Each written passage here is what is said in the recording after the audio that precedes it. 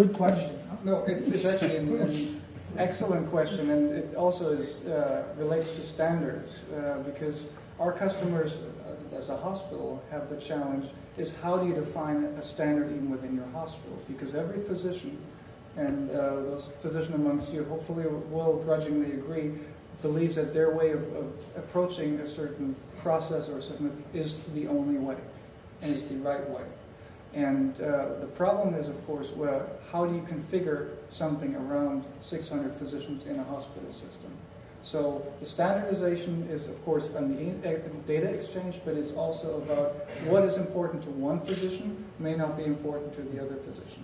So we have ways to, of course, customize screens, but that takes some time. Just like when you get your new phone or your next new gadget, you have to sit down and spend some time and invest it into customization of how you want it to look. You want the colors different, you want the buttons there. And that's something that the physicians of our customers are sometimes struggling in their daily struggle to provide cares to take that time and to do that. And in the past, the systems haven't been really that flexible from a user interface perspective.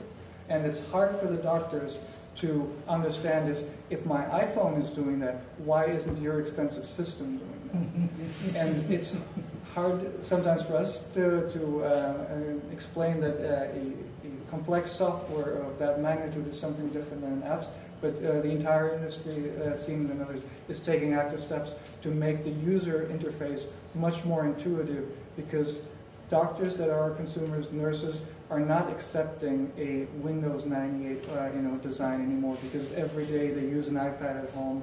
And so Apple has set a certain standard there, and we're catching up to that, but we're not there anymore because our architecture and technology isn't there, and we can't as quickly do that.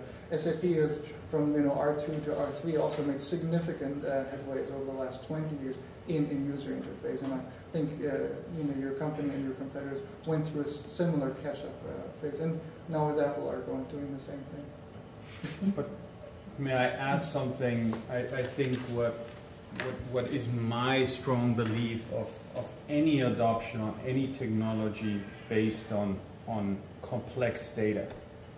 Just touching on the topic that Dirk just mentioned, okay?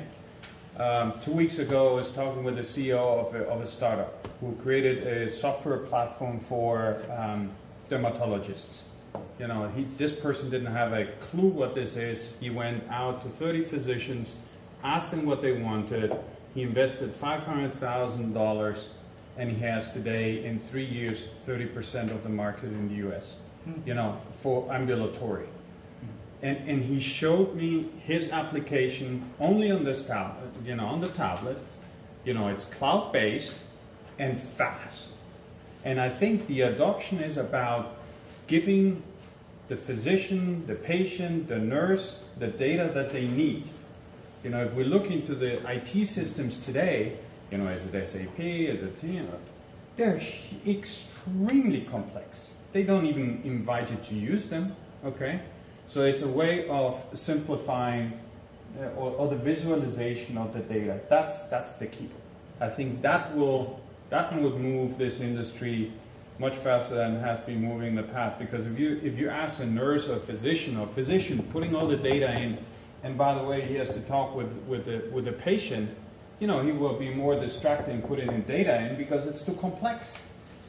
And if I saw that solution, a person who's not from the industry, is not even a